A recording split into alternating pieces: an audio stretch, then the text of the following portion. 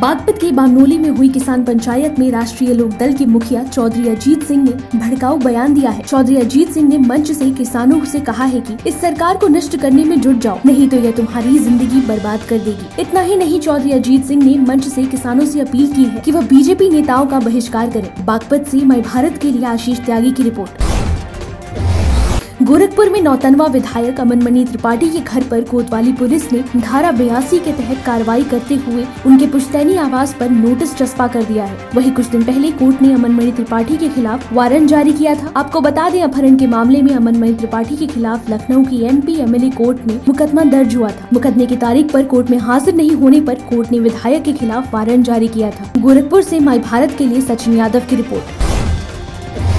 लखनऊ में राष्ट्रवादी श्रमजीवी दल का स्थापना दिवस कार्यक्रम आयोजित किया गया। कार्यक्रम में दल के अध्यक्ष श्यामलाल पुजारी भी शामिल हुए। इस दौरान आगामी चुनाव को लेकर भी रणनीति घोषित की गई।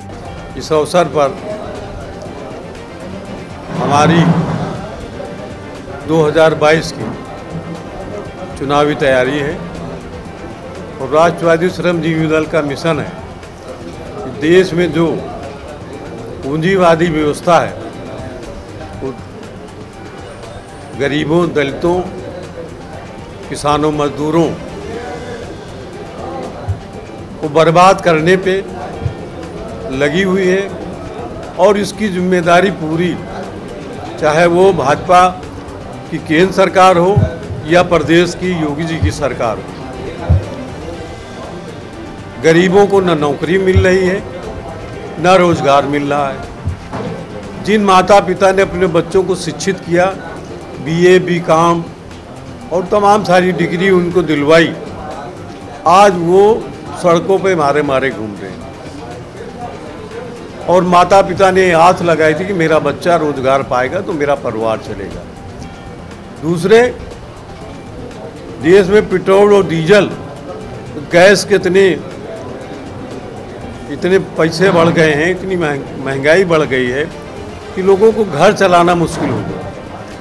जो भी वाहनों से पेट्रोल, डीजल, गैस आता था, वो जब उसको भुगतान करने पड़ेगा तेल भरवाने में, पेट्रोलियम पदार्थ लेने में, तो आवश्यक वस्तुएं जो है वो महंगी हो जाएंगी। इस ओर सरकार का ध्यान नहीं जा रहा। नेपाल में, पाकिस्तान में और श्रीलंका में, जो हमारे छोटे से मुल्क हैं, वहाँ तेल की कीमत हमारे देश से आधी कीमत है। लखनऊ से माई भारत के लिए अभिषेक दुबे की रिपोर्ट। लखनऊ NCP के राष्ट्रीय महासचिव के शर्मा ने पदाधिकारियों और कार्यकर्ताओं के साथ एक महत्वपूर्ण बैठक की। इस बैठक के दौरान उन्होंने केंद्र की मोदी और राज्य की योगी सरकार पर जमकर निशाना साधा। उन्होंने कहा कि ये सरकार युवाओं और किसानों से छल कर रही है। आज हम लोग हमारे पूरे प्रदेश के जिलाध्यक्ष, प्रदेश के पदाधिकारी यहाँ पर एकत्र हुए और पंचायत चुनावों की और आने वाले विधानसभा चुनावों की चर्चा की। आज जो उत्तर प्रदेश के अंदर जो बिजली के मीटर इतने तेज दौड़ रहे हैं कि यूनिट खर्च होती है 1 और मीटर दिखाते हैं 10, और उसके बाद भी इतनी दरें हैं कि जो हिंदुस्तान में किसी भी प्रदेश में इतनी ऊंची दरें बिजली की नहीं है जो उत्तर प्रदेश के अंदर है। उत्तर प्रदेश के अंदर बिजली की दरों, बड़े हुए मीटर इतने परेशान हैं, मीटरों से लोग पेमेंट नहीं कर पा रहे, उनके बिजली के कनेक्शन काटे जा रहे हैं और कोई सुनने वाला नहीं है। राष्ट्रवादी कांग्रेस पार्टी NCP ने तय किया है कि उत्तर प्रदेश सरकार अपने इन मीटरों को सही कराए और जो उनके पूंजीपति ठेकेदार हैं जिन्होंने मीटर लगा रखे हैं, इनको मीटरों को सुधारे और बिजली के बिलों को कम करे। और यदि ये कम नहीं करेगी तो उत्तर प्रदेश के अंदर आने वाले विधानसभा चुनावों में उत्तर प्रदेश बिजली के को मुख्य मुद्दा बना के जाएगी और हम उत्तर प्रदेश के किसानों को और उत्तर प्रदेश के गरीब उपभोक्ताओं को निःशुल्क बिजली उपलब्ध कराएंगे। बागपत में एक डॉक्टर को धमकी भरा पत्र मिला है। इस पत्र में डॉक्टर से 5 लाख रुपए की रंगदारी मांगी गई है। रंगदारी मांगने वाले शख्स ने चिट्ठी के साथ एक SLR का कारतूस भी भेजा है और 5 दिन में रंगदारी न देने पर डॉक्टर और उसके पोते की हत्या की धमकी दी। वहीं डॉक्टर के घर के बाहर लगे CCTV कैमरे में एक बाइक सवार संदिग्ध भी कैद हुआ है। वहीं डॉक्टर ने इस पूरे मामले की शिकायत पुलिस से की है। देखिए, कस्बा बड़ौत में एक डॉक्टर हैं सुरेश चंद्र शर्मा, जो हेयर प्लांटेशन का काम करते हैं, उनके पास परसों एक चिट्ठी किसी ने अज्ञात व्यक्ति ने डाली है जिसमें उनसे 5 लाख रुपए की डिमांड की गई है। इस संबंध में सुसंगत धाराओं में थाने पे मुकदमा पंजीकृत किया गया है और इसकी जांच की जा रही है। एक गोली भी साथ में आई है। हाँ, उसके साथ एक कारतूस है जिंदा और उसकी जांच की जा रही है और शीघ्र उसका खुलासा किया जाएगा। फोटो सीसीटीवी कैमरे कैद हुआ। हाँ, आसपास के सब कैमरे और सीसीटीवी सब खंगाले जा रहे हैं और जैसा भी होगा आपको अवगत कराया जाएगा। अभी तक की जांच में क्या सामने आया?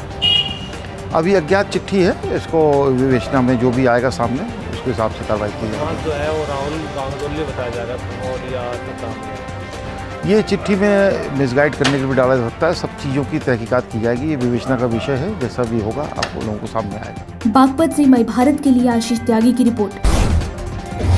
गोरखपुर में पेट्रोल, डीजल और रसोई गैस के दामों में हुई बढ़ोतरी के विरोध में महानगर कांग्रेस कमेटी के जिला अध्यक्ष आशुतोष तिवारी के नेतृत्व में कार्यकर्ताओं ने पेट्रोल पंप के सामने योग गुरु बाबा रामदेव के खिलाफ प्रदर्शन किया। गोरखपुर से माई भारत के लिए सचिन यादव की रिपोर्ट। गोरखपुर पुलिस पर प्रताड़ना का आरोप लगाते हुए कुशीनगर के रहने वाले 2 लोगों ने गोरखपुर जर्नलिस्ट प्रेस क्लब में प्रेस वार्ता के माध्यम से न्याय की गुहार लगाई है। पीड़ितों ने पुलिस पर प्रताड़ना का आरोप लगाते हुए कहा है कि उनके बेटे को चोरी की झूठे केस में फंसाया गया है। सुनवाई नहीं हो रहा है, अभी तक हमारी खेतबाड़ी के चलाना वालों मजदूरी करके खाने वाला कोई मरई हमारा घर पड़ा है, आगे मौके से जांच किया जाए। अब गाँव में पूछा जाए क्या कौन मांग कर रहा है? जय जी मांग रहा है और राकेश यादव। तो आप कोई अधिकारी से मिले इसके बाद? हाँ जी, एसपी की है, हमने 3 बार दरखास्त डाला, कर संबंध हो जाएगा, आपका मामला हल हो जाएगा, लेकिन आपका निर्दोष है अभी भी मिला। गोरखपुर से माई भारत के लिए सचिन यादव की रिपोर्ट।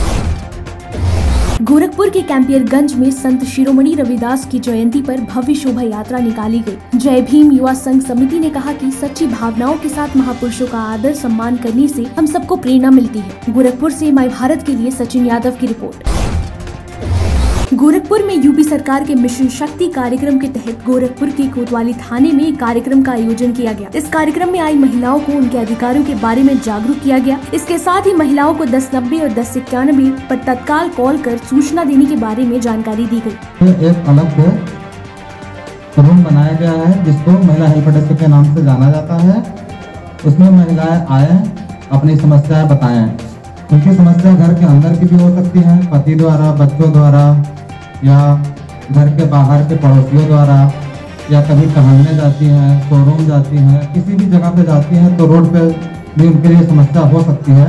उन समस्याओं के लिए कुछ नंबर्स भी दिए गए हैं जिनको आप डायल कर सकती हैं। पुलिस आपको मदद देने के लिए संस्थान पे। गोरखपुर से माई भारत के लिए सचिन यादव की रिपोर्ट।